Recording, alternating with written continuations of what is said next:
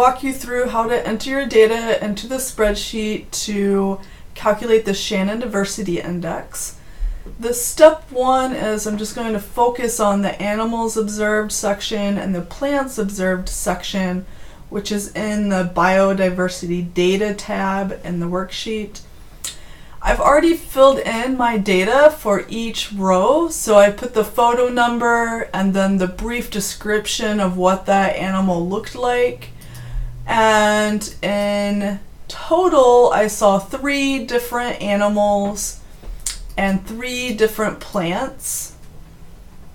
And then I entered here the numbers that I saw of each type. So in quadrant 1 and site 1, I saw 20 of those roly-poly looking things, 15 in quadrant 2, and only 3 in quadrant 3.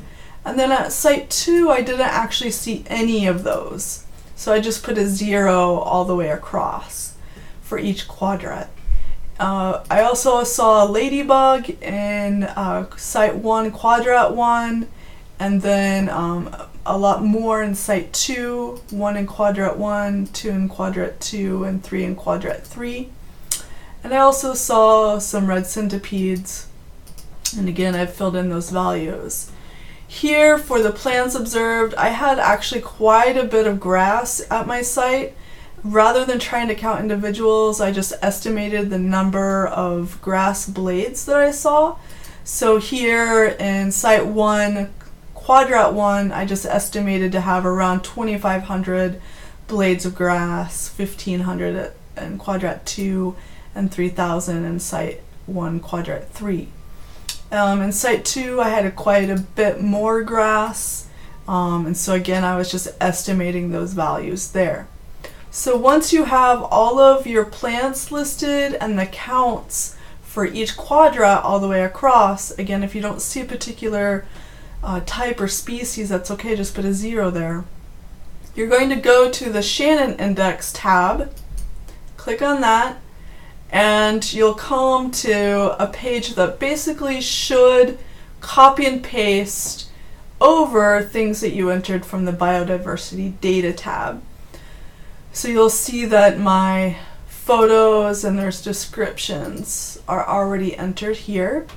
You'll see that what has happened is that all of site 1, all of those numbers were added for each quadrant together, for site 1 and then site 2, for each organism.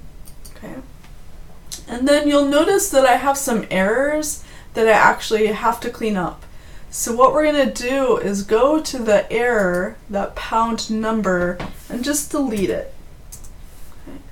And then you can paste that all the way down by selecting on the cell, getting the crosshairs, clicking and dragging that empty cell all the way down. And then I'm going to do that again for this side here.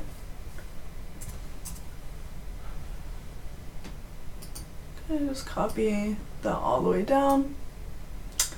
And then I'm going to, there's one up here that I'm going to put a 0 for. Okay. And then I'm going to go down here and do the same thing. And again, it doesn't really matter if you put 0 or just delete those errors. Either one will work for you as far as the calculations go. So again, I could put 0 here instead of deleting. That's fine.